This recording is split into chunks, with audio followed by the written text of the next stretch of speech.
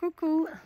Aujourd'hui, j'ai envie de partager avec toi une petite réflexion au sujet de oser exprimer sa vérité, être authentique. Je remarque dernièrement, puisque je m'autorise à être vraiment moi-même à 99,999% depuis cet été, et je remarque que être soi-même, ça dérange beaucoup les autres.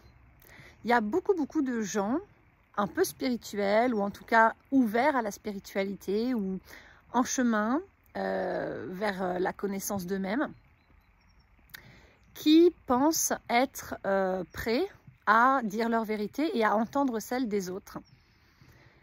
Et finalement, quand on ose en face d'eux être vraiment soi, sincère, et vraiment dire ce qui nous tient à cœur, dire ce qu'on ressent, sans filtre, sans arrondir les angles, sans faire de chichi, sans cacher quoi que ce soit, sans chercher à s'adapter, sans chercher à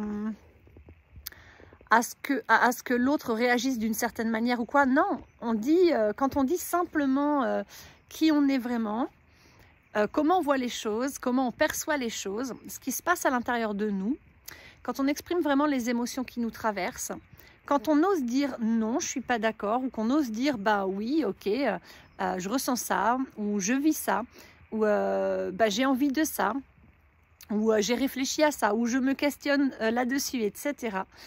Quand on ouvre son cœur aussi, vraiment, sincèrement, avant tout à soi-même, puis ensuite aux autres, et surtout aux gens qu'on aime, qui nous entourent, souvent, ça ne va pas être forcément bien reçu parce que les gens ont tendance à interpréter les choses. Les gens autour de nous ont tendance à prendre les choses personnellement, à en faire vraiment une affaire personnelle. Ou bien ils vont interpréter ce qu'on dit, ils vont comprendre autre chose. Alors ça c'est normal, hein, c'est le propre de la communication, on va tous entendre ce qu'on veut entendre ou bien entendre en tout cas les choses, la vérité de l'autre avec nos propres filtres. Mais quand on cherche vraiment à être entièrement authentique, ça veut dire qu'on doit être prêt à accueillir l'autre dans son entière authenticité. Et donc ça veut dire je laisse tomber mes interprétations personnelles ou en tout cas j'arrive à voir que là j'entends les choses ou je vois les choses avec mon filtre. Ok, je le dépose un instant sur le côté et j'écoute vraiment, j'accueille, j'accepte entièrement la vérité de l'autre en face, même si elle ne correspond pas du tout à la mienne. Ok, j'accueille sa vérité et puis j'accueille ce que ça me fait ressentir en moi. J'accueille ma vérité juste après. Quand l'autre m'exprime ce qu'il m'exprime, quand l'autre se positionne, pose ses limites, me dit non, ou quand l'autre me dit quelque chose qui me dérange, qui me perturbe, que j'aurais peut-être préféré ne pas savoir, mais c'est sa vérité, eh bien, ok, j'accueille, j'observe qu'est-ce qui se passe en moi, parce que ce qui se passe en moi, c'est pas quelque chose que l'autre a voulu qu'il se passe en moi. Non, ce qui se passe en moi, ça m'appartient à moi et à moi seule, et c'est en lien avec mon vécu, mon histoire, ma sensibilité, mes blessures et tout un tas de paramètres qui sont vraiment propres à moi seule. Ensuite, une fois qu'on a accueilli la vérité de l'autre, sa vérité, ok, c'est ok. On peut soit chercher à s'accorder ou soit se positionner en disant ok, ben en fait, la vérité de l'autre, elle n'est vraiment pas acceptable pour moi aujourd'hui ou elle m'est vraiment trop insupportable aujourd'hui. Donc, je mets de la distance avec cette personne, tout simplement. On ne va pas se forcer, puisque quand on cherche à être authentique, justement, on ne se force plus dans les relations du tout, puisqu'on est en accord avec notre vérité profonde. Et si ma vérité, c'est à l'autre, dans sa vérité à lui, ça ne matche pas du tout parce que ça colle pas, en fait, il n'y a pas d'accord possible, ou bien simplement je ressens dans mes ressentis que les énergies de cette personne ou son attitude tout ça est lié à son authenticité, ben en fait ça ne me convient pas, j'en ai pas envie dans ma vie tout simplement et j'ai pas à me justifier. Pouf, ben, je m'éloigne et je n'accueille pas cette personne dans ma vie. Je m'en éloigne ou je lui demande de sortir de ma vie. Voilà. Et à l'inverse, si la vérité de l'autre m'est agréable, me plaît, que je sens que c'est porteur pour moi, qu'il y a un vrai échange sincère et que l'autre m'accueille également dans ma vérité, moi aussi, et que même s'il y a des choses dans la vérité de l'autre qui ne sont pas raccord avec ma vérité à moi, mais que justement l'un et l'autre, on est OK pour en discuter, pour s'accueillir, parce qu'on sait que c'est enrichissant pour l'un et pour l'autre, de prendre considération du point de vue de l'autre, d'un point de vue différent, d'un regard extérieur, d'un regard différent, parce que tous les regards sont intéressants en fait, pour avoir une vision élargie de soi, de l'autre, de la communication, mais aussi du monde.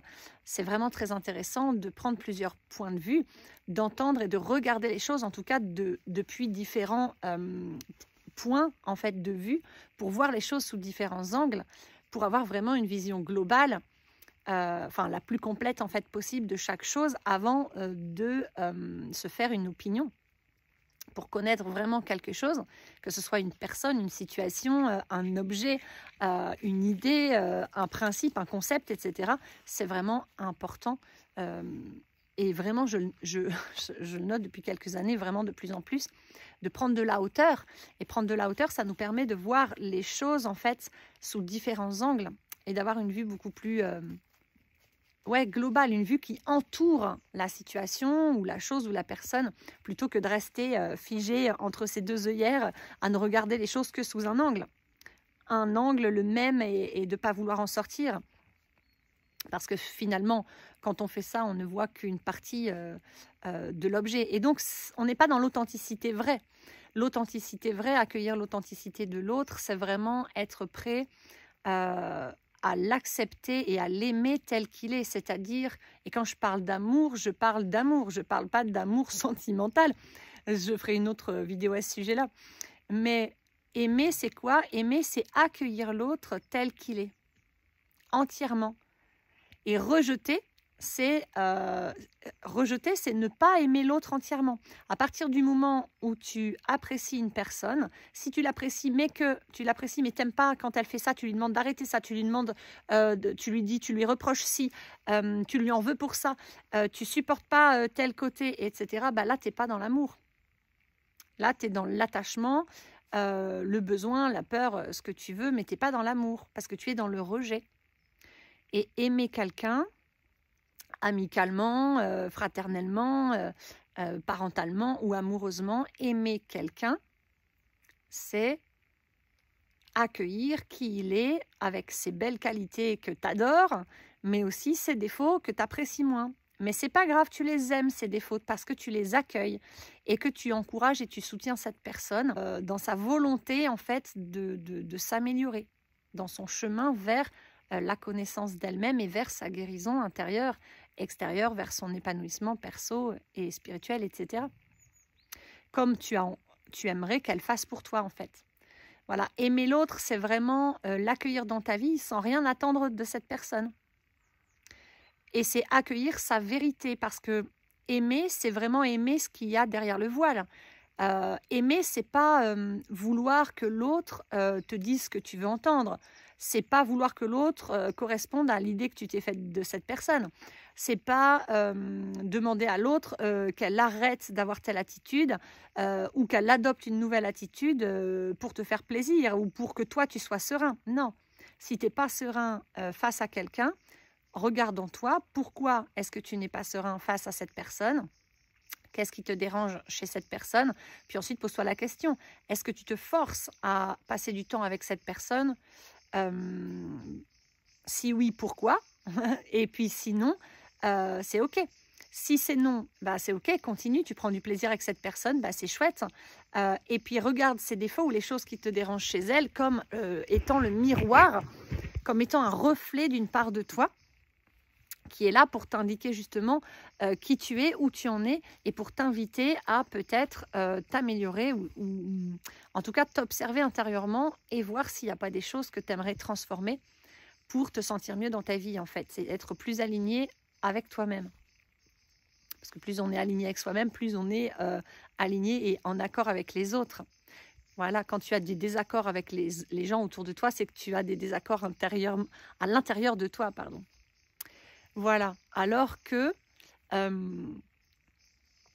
quand tu es pas bien en fait avec une personne, en compagnie d'une personne, eh bien, si tu te poses la question, tiens, qu'est-ce qui me dérange et tout, est-ce que ça me dérange vraiment? Si la réponse est oui, ben dans ces cas-là, pose-toi la question, est-ce que vraiment, est-ce que je me force, est-ce que c'est agréable ou pas? Et si tu sens que c'est désagréable, que c'est un effort pour toi d'être avec cette personne, ou que soit tu n'arrives pas à être authentique parce qu'elle ne t'accepte pas dans ton authenticité, soit toi, tu n'acceptes pas son authenticité, eh bien dans ces cas-là, pose-toi la question, est-ce que ça vaut le coup que je continue à passer du temps et à dépenser de l'énergie avec cette personne ou pas?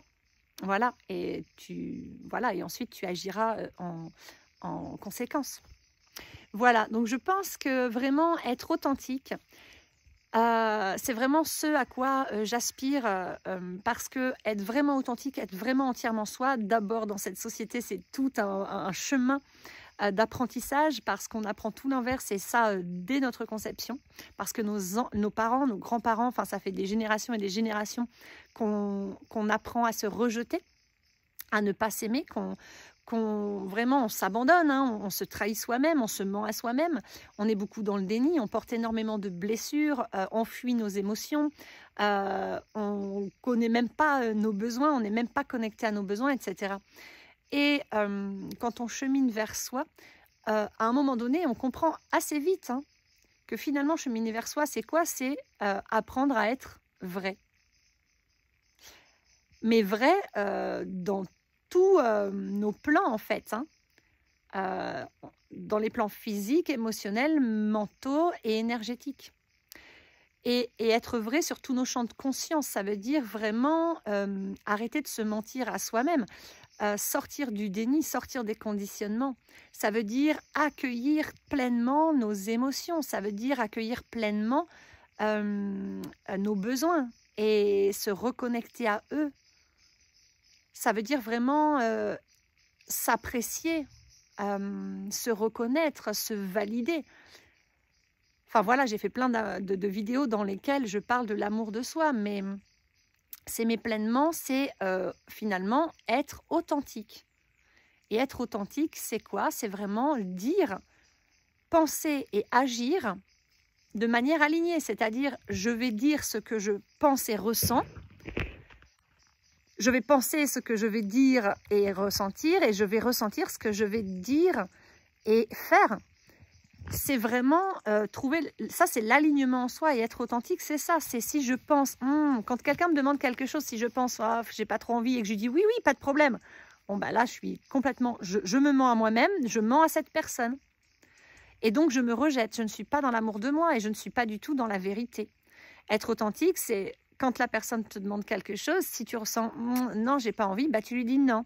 Si la personne te demande quelque chose et que tu dis bah oui, ma vérité c'est rouge et bleu, bah tu vas pas lui dire vert et orange. Bah non, tu vas lui dire bah rouge et bleu. Voilà. Et il faut, je pense, être en accord avec soi. C'est-à-dire que être authentique, c'est pas pour dire ouais, moi je suis authentique et puis je m'en fous des autres et puis non. Être authentique, c'est pas ça. C'est être en amour pour soi, c'est être en respect total pour soi. C'est vouloir dire sa vérité pour se libérer, se sentir libre, se sentir entier, complet, se détacher aussi des qu'en dira-t-on, des bonnes mœurs, des principes, etc. Juste se sentir libre d'être soi en fait. Se donner le droit de ressentir ce qu'on ressent sans culpabiliser, sans se dire « Ah oui, mais si je lui dis oh là là, mais mon Dieu, qu'est-ce qu'il va penser, qu'est-ce qu'il va ressentir ?» Non, c'est dire sa vérité sans avoir peur de la réaction de l'autre en face, parce qu'on a compris que l'autre en face, en fait, il va réagir avec, depuis en fait, ses propres filtres, ses propres blessures, et que l'autre en face, c'est son choix d'être authentique ou pas.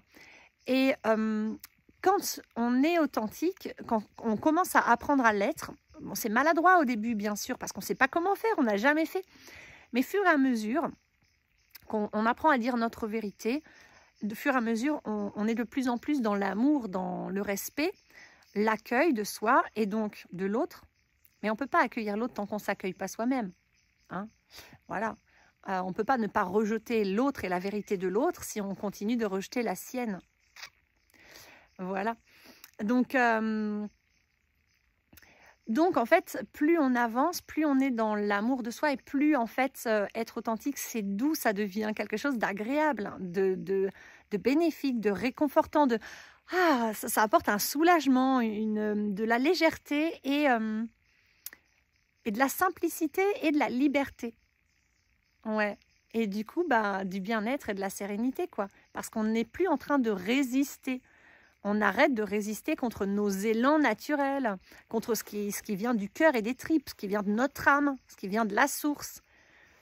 On arrête de résister contre nos idées, contre nos aspirations, nos rêves, nos élans, nos envies, nos désirs. Non, on s'autorise pleinement à être. Je suis, j'ai le droit d'exister, j'ai le droit et je m'autorise à vivre pleinement ma vie en fait. Voilà, j'ai le droit de ressentir. J'ai le droit d'être sensible comme je le suis. J'ai le droit d'aimer ce que j'aime. J'ai le droit de ne pas aimer ce que j'aime pas. J'ai le droit de dire non. J'ai le droit de dire yes. J'ai le droit d'aller vers mes rêves. J'ai le droit d'avoir des désirs. J'ai le droit de me faire plaisir, de prendre du plaisir, etc. Voilà. J'avais envie de partager ces quelques mots avec vous sur l'authenticité et que vous compreniez bien que si l'autre en face réagit mal à